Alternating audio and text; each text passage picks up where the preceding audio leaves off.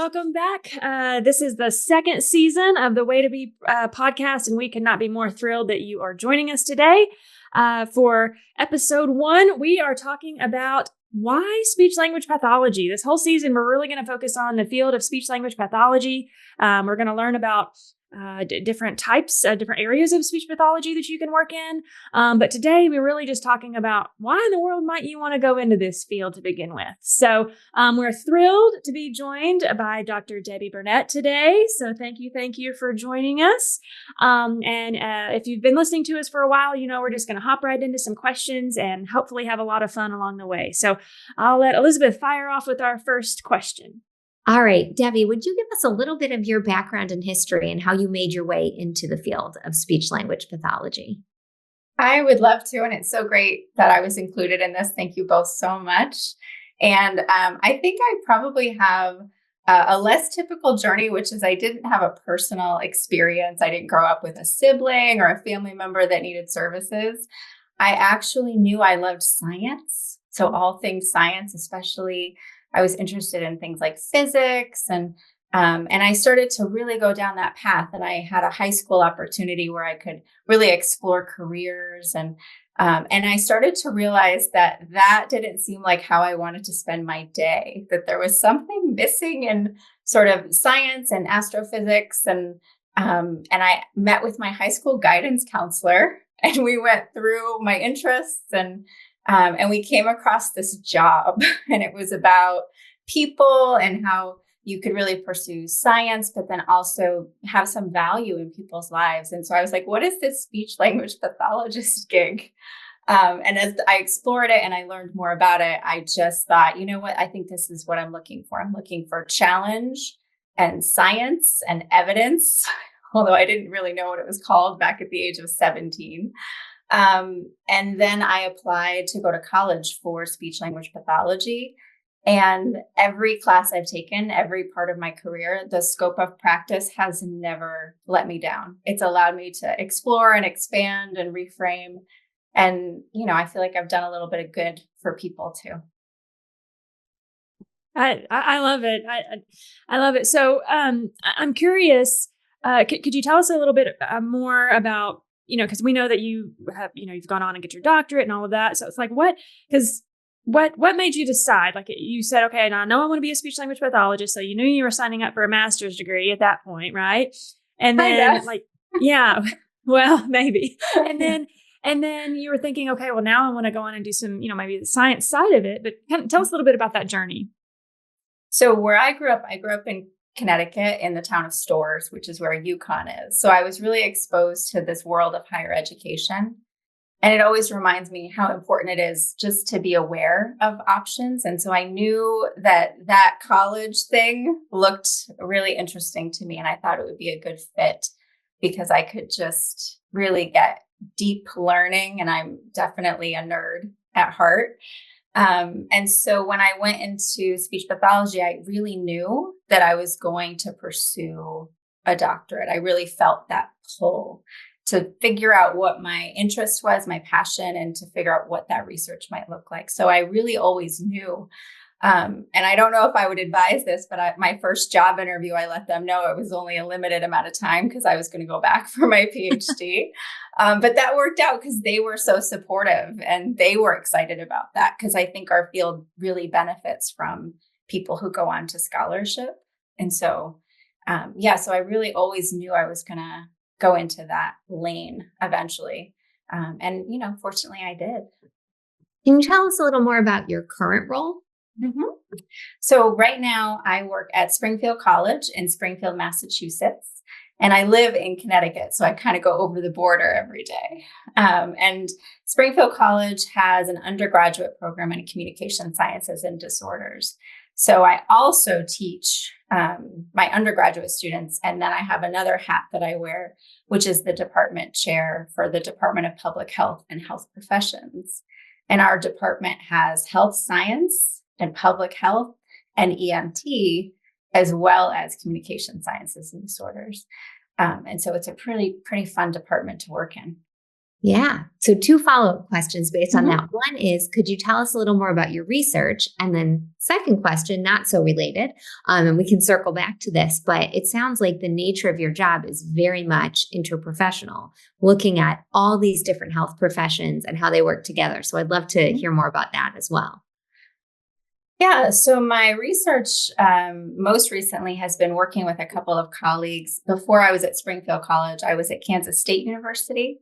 So I had a couple of colleagues there, and we've continued to work together on developing an assessment tool to use with very young children for assessing speech and language from the perspective of caregivers and parents. And so we've been working on developing the tool and sharing it, and gotten some really good initial feedback. The numbers look really good. So I'm hoping to take it further and make it more accessible and available. And it's a pretty quick questionnaire to fill out. So, because when we're talking about like 2-year-olds, it can be really hard to assess and figure out what's going on, and make recommendations. So that's what I've been working on.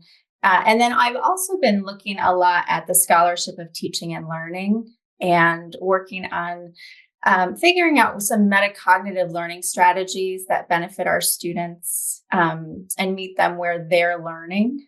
They tend maybe not to want to read all the assigned reading or make use of everything we put in front of them. So I've been working on some strategies to scaffold with my students a little bit more. So I presented that at ASHA, and hopefully I'll be sharing that at CAPSID sometime in the next couple of years too. Just some ideas to share with my fellow colleagues who do some teaching. And then you were talking about, the interdisciplinary nature. So I happen to be housed in the School of Health Sciences. So we have PT and OT and PA and my department. And we are in a brand new building. We moved in just last fall. So we're actually all in the same building together. And so we're talking every day about how can we incorporate more of our community programs and work with each other, and just continue to develop those relationships. And having my public health colleagues, I mean, they are the umbrella over everything. So when we're talking about aspects of equity and social determinants of health, I literally go down the hall and knock on a colleague's door and just ask, I need to know more, because in my program of study, at least when I went through, I didn't have a class in those areas. So I really felt like I needed some more education, and have continued to get that education. Yeah, I could have several follow-up questions to that. I'm going to maybe circle back to that in a minute, because I just think number one, it's great to be able to say, hey, you know what? I don't have all the answers, and I'm willing to go ask for help. Right? I mean, because I think sometimes we get into this field and we think, we should just have all the answers. Or sometimes students may feel that they should graduate and all of a sudden have all the knowledge, and then almost hit this panic button of, I'm not prepared. Well, we've all been in it for a while, and I'm still not prepared, like we're still learning and evolving. So I love that you pointed that out, just to say, hey, I'm just going to go down the hall and knock on a door. I needed to get some more education. So I love that. So I'm curious, just because I know you've been involved in several different leadership roles, different levels of our profession. So before we circle back to like maybe social determinants and health and some of that fun jazz, I would love to hear more about maybe your experience in different leadership roles that you could speak to, because I think that might be a point of interest for maybe some of our folks listening. So I have been a licensed certified SLP for 23 years. June is my CC-versary. And even now, I still think about leadership roles and things that I want to do next. And I always have that feeling of, I don't know if I'm ready for this. So I've always been really fortunate to have people who would be encouraging to me, or just suggest that I think about it, because I don't necessarily always have the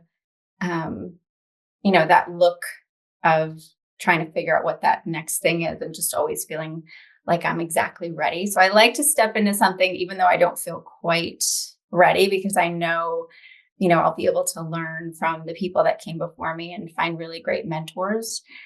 So even as an undergraduate student taking on leadership roles, I've always found it really, really important to do. And I sort of call it like talking the talk and walking the walk, right? If you want to have a voice, if you want to make some impact and do some good, you have to sit in the hot seat. And that is usually the seat of leadership. So when I got into my position over at Kansas State, I started getting involved in the state association, and I can't praise state associations enough. And the work that goes on there is the grassroots work. And so I was able to serve as president of that state association. And that led me to serve as president of the Council of State Speech Language Hearing Association Presidents. And that was incredible because I got to get out of my perspective, having just lived in a few states. It really opened my eyes to just how much each state differs. And I had assumed that every state had a practice act with a license, and that was not the case. So as I think about, the juxtaposition of our state associations and our national body, ASHA, they need each other. We need both. It's not one or the other. We really need both. And having a national body helps us be more consistent, because if we only rely on state level legislation, state level license, we're going to do ourselves a huge disservice and the people that we serve. Yeah. Go ahead. So I was just thinking, you mentioned kind of grassroots efforts at the state level. And I know sometimes that we just don't hear about that sometimes, right? And a lot of times it's because, your state associations are typically, volunteer based or largely volunteer based. And so these are the folks that, are working a lot and then also volunteering extra time to try to, advocate at the state level. So sometimes you just don't have time to talk about the good work that's happening because you're too busy doing all the other things, right? So I was wondering, could you describe maybe some of what those grassroots efforts were, or how does that even work at a state level in terms of maybe getting involved? What does that look like? I think a lot of the time it's just that simple ask that happens, right? Somebody asks, oh, can you help with this thing that we're working on? Or can you support just this one piece? And then once you're able to start doing some things and meeting people, because it's always about the people, right? Who's doing the work. Then you start to see that you have other talents that you could put to use and other things that you could do to help the efforts. And I just remember in Kansas, they had just come off of a period where they were restructuring where our license was held. And the governor's office at the time was looking at putting us within a board of healing arts. So we would have been with some professions that don't match our standards.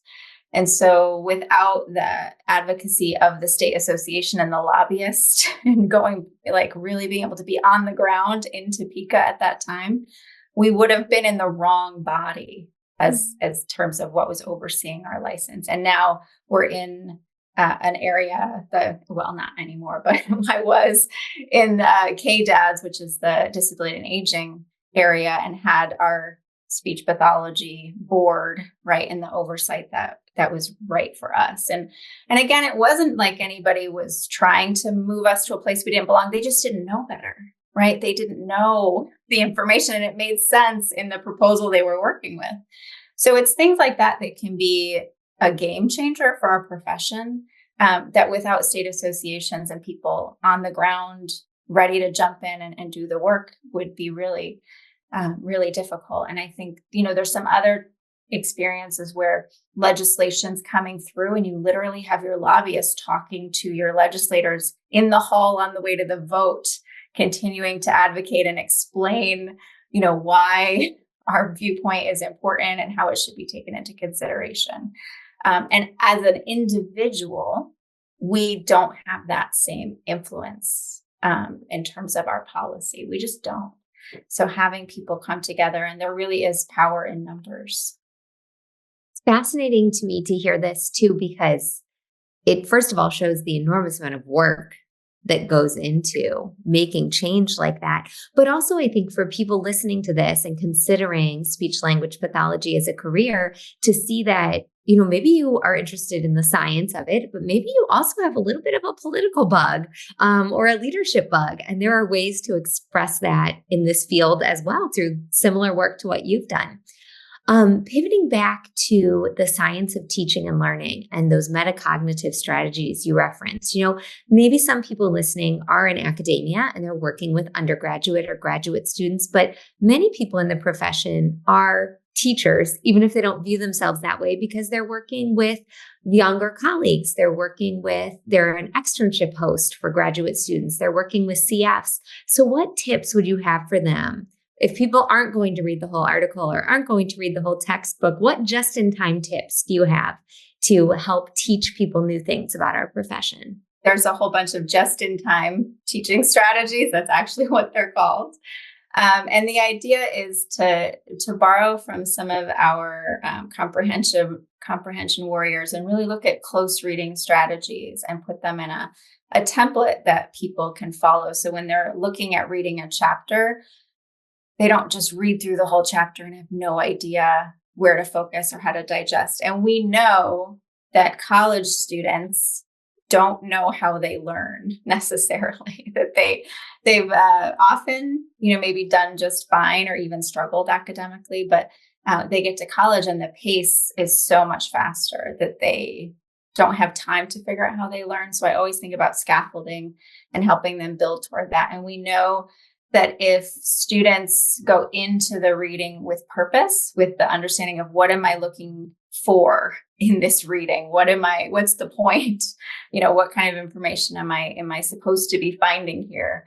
And then they have some guidance on how to reflect on that reading and connect it to what they already know. So kind of what brings up their prior knowledge, and to be very explicit about that. So some of the strategies are to really have them do some question and answer while they're reading on things that are critical to the next class that we're going to have together, right? So to prepare them for what I'm going to talk about, but then also to trigger that connection to prior learning. So I have them talk about, what did you learn in a prior class I know about the content, maybe in the discipline, or what did this bring up for a class that maybe they took for the general ed curriculum, right? So often students will bring up a class I didn't even know that they had taken, like a sociology class or a history class, and they'll say, oh, we talked about this, and this is relevant here.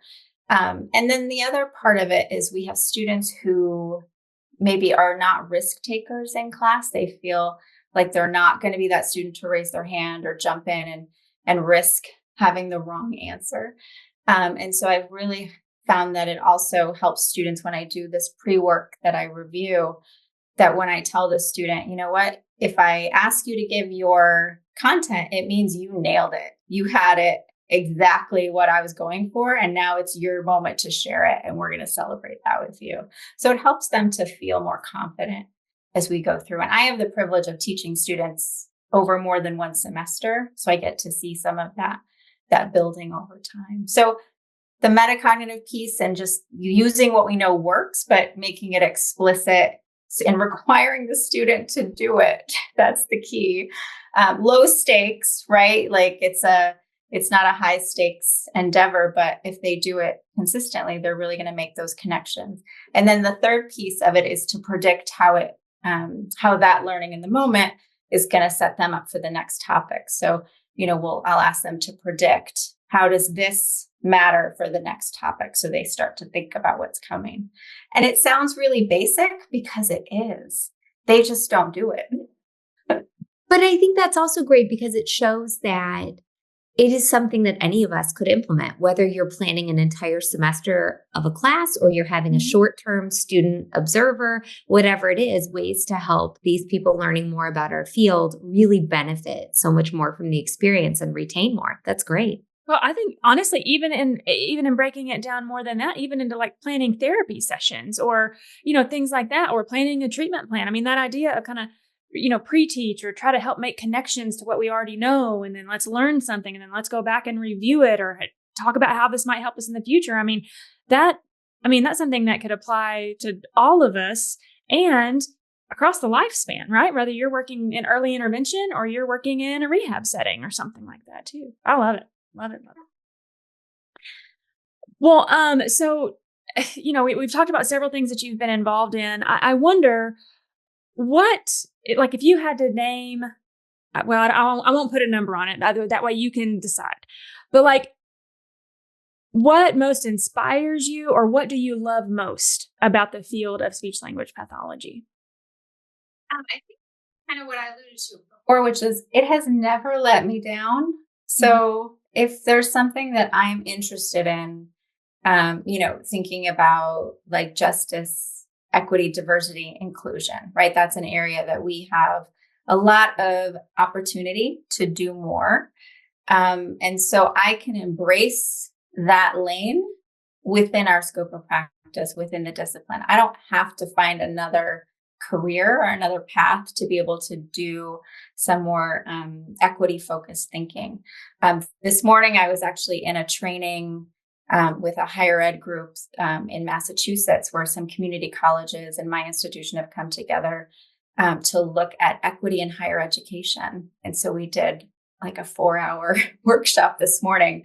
And I don't have to leave speech language pathology to make that come to life in my everyday.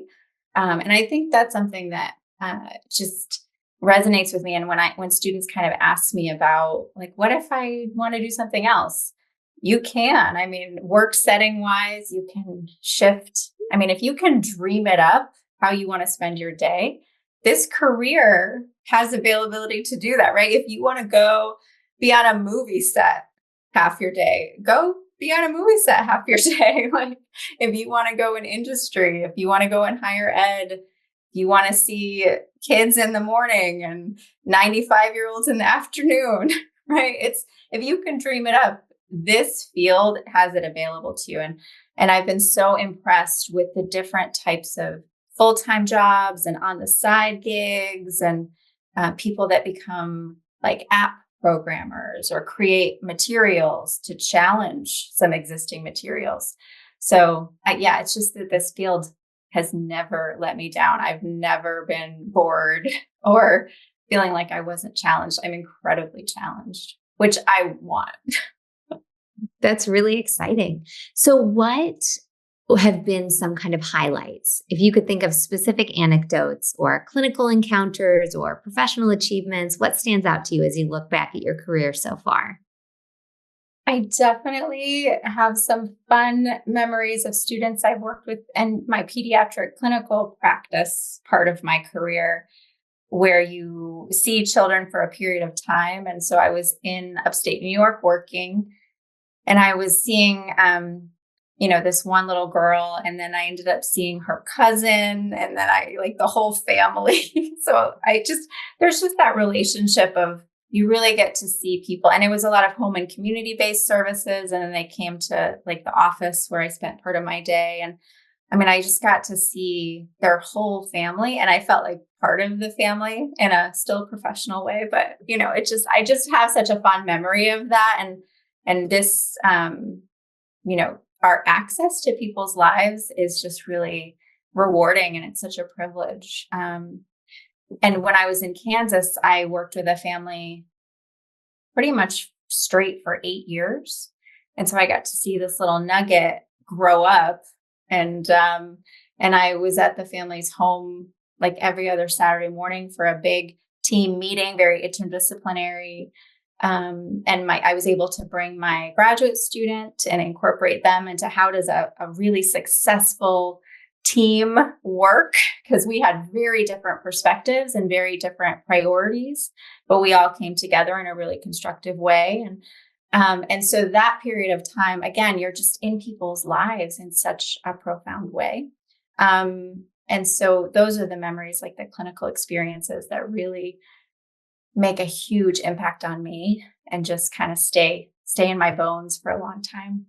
And then with my college students, I have to say, it's the ones that challenge me the most that, I feel like we're in the trenches together a little bit. And, I had a student graduate a couple of years ago who I don't think they believed in themselves enough. I don't think they believed they were going to make it enough, and did a little bit of self-sabotage.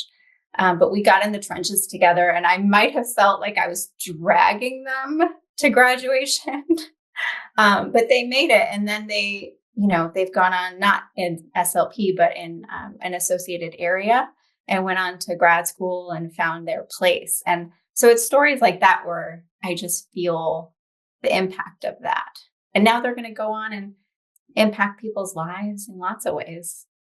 Yeah, I think the thread that ties those together, even though you went from experiences working with babies to working with college students, is that ability we have to step into people's lives at a time that maybe they're struggling. And we're very privileged that they give us that permission to enter their lives. And we have the ability to witness some really incredible growth. And it's so rewarding. Yeah, exactly. Yeah, I just think about generational impact, right? I mean, like we're incredibly grateful, but also just the opportunity that we have in this profession to really actually have we get to see generational impact in progress, like right in front of us over the period of time, and that's something that is, I think, fairly unique for our profession. So that's really cool. I wanted to circle back. You mentioned that the family that you were in your example, you said you worked with a family where you were working on a large team and you guys had different perspectives, but you found a way to collaborate and best serve that family. What did that look like? I mean, how did you guys come together as a team with different priorities to say, okay, well, this is the plan, right? Without, people running out of the room and slamming doors, right? Like, how do we get there? Absolutely. And I think, there's something to be said for really listening. I think sometimes because we worked so hard to develop our area of expertise and we're skilled at what we do and we know a lot about what we do. I think sometimes if we see something or hear a different perspective, that we feel like that's not our recommendation or that's not the direction that we would go, I think sometimes we kind of jump in and I don't know about you all, but I'm pretty type A in terms of I like structure and, I like organization. I don't know many SLPs like that. No, never. No. So for me, I always have to take that step back and really listen to what they're trying to accomplish, because ultimately we are on the same page and that we want this, at the time, child to be a really functional communicator, to find success and happiness, however they define it at some point for themselves, but certainly how their family defines it in that moment. And so, we're trying to find the common ground and, and I might have had some different points of view or felt really strongly about some choices, particularly in, the sequence of objectives, and felt at times that there was some encroachment into our scope of practice. So, when a colleague in another discipline is developing articulation goals, they don't call them articulation goals. They might say the sequence of speech sounds, and then they're going to address some speech sounds. And so just really trying to make sure that I was coming from that place of, let me educate you a little bit about this and why this is how, if it was my goal, I would be looking at it. And a lot of the time, because they hadn't had clear training, they were open to that input because it was going to be more effective. And then often it was trying to get shared definitions. Like we'd have very different definitions for the same term. So trying to figure out what's your definition and where am I coming from, and finding common ground.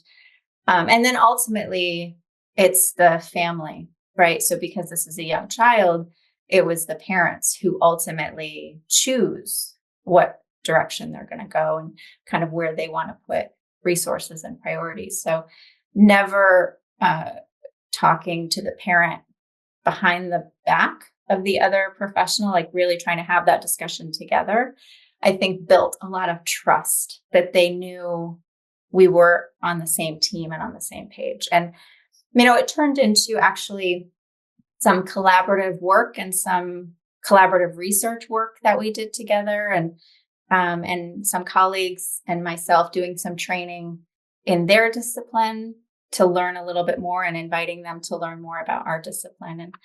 And, but I can't say it's not without a lot of effort and time, and patience.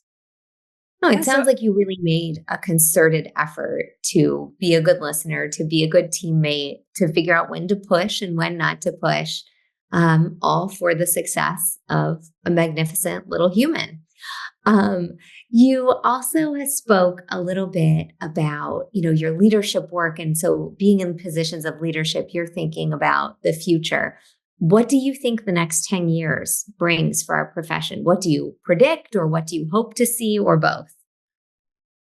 I think my lens of leadership for myself has always been servant leadership. That is the core value that I ascribe to. So I always bring that element of taking leadership roles to be of service to the greater collective vision. And I think from what I see in our profession, I think there's a lot of people who come with that same lens and that same drive to find that common vision of our profession moving forward. I think there's an element of our profession that is very vocal and does a lot, via different platforms, and social media being one of them, but lots of different platforms. And I'm always looking for the voices that are coming from that servant leadership role, because I think that weeds out some of the voices that are coming from a jumping on the bandwagon, or maybe an ego driven, or something that's promoting like their own product. I think we have to be really cautious about things like product promotion buried in some of the really important discussions. So what I envision in terms of our sort of global connectedness is, I hope that servant leadership lens is a driving lens, because I think it will help us find our shared perspective and our shared value system. And I am excited to see what AI brings us, because I think there's a lot of potential in freeing up some of our cognitive resources, in also keeping with an ethical, evidence-based approach. So I would love the voices in leadership roles to really dig in and see, like, where are our values as a profession? How are we of service to the individuals and families and stakeholders? But embrace the future. And I will say that at the point in our discipline where, like, I joke, the point where I should retire from higher ed is when it's just like a brain upload, and I'm like, oh, the assignment didn't upload into your brain, then I gotta go. I can't get to that technology. But Okay, AI, hopefully I that's can not in get the next by. 10 years. But Yeah. tell us more about your thoughts on AI, because that's really a topic we have yet to explore on this podcast, and certainly an area in which I am not at the forefront. So tell me your thoughts. What do you think it's going to change? What do you foresee as the benefits, the challenges? Tell us more about that. I think first and foremost, we have to make sure we maintain the confidentiality of the people that we serve. So if we're talking about taking an entire assessment report and plugging it into ChatGPT to write some goals, that I am not on board for that. Any AI platform is not designed to protect the confidentiality of the information in that platform at all. I do think there's something to be said for ideas generation, or, here is something I really want to work on with this individual. I want to try to find these expository texts to do XYZ objective, and I'm out of ideas. I'm going to plug it in, and ChatGPT will generate for me something that I can build on. And I was actually doing that with my students this spring, with my juniors this spring, kind of going through ChatGPT and talking about what it can do and what it can't do. It cannot help you figure out what is the best thing for this individual human and take in all the factors that There's a human mind and a human compassion that's required. And then also making sure we're not violating HIPAA and FERPA and confidentiality, and being very ethical. So I think just kind of starting to explore how it can be useful. Or let's say, I need to plan a week of fun activities with the S sound. And I want my week to be about swimming, right? ChatGPT, write for me 15 activities about S and swimming. And again, it's going to kind of take some of that labor off, or maybe my creativity is just fried because many of the Northeast schools are just getting out now. So they might be like, I can't think of one more thing. And I think that's true across the board. I think it can really generate inspiration and ideas, but ultimately we have to bring our clinical expertise back to the mix. So I think our evidence-based practice triangle is still critical, and that requires our humanity. Well, I love it. AI requires humanity. I feel like that should be a t-shirt or a slogan or something. I don't know, but maybe, I don't know. Maybe you want to go ahead and copyright that. I don't know. No, I think it's interesting that you mention it, from a teaching and then student. I think we have to think about how are we teaching future practitioners to consume AI, not just use it. And so I know this is a hot topic, obviously, in higher education and all over, professionally as well. One interesting, I'll just toss out thing that I know some of my colleagues are doing too, is that we'll assign projects that require the use of AI, but really the assignment is actually to use AI and then show us how you're editing and cleaning it up to actually make it applicable to what we're doing. And I think that's part of that, learning how to consume it and use it, equitably and, also maintaining confidentiality. All of those things are going to matter. So I think we probably just need to go ahead and fire up a whole season of way to be on AI. Probably that's what we probably need to do. But I love that you brought up that topic. That's awesome.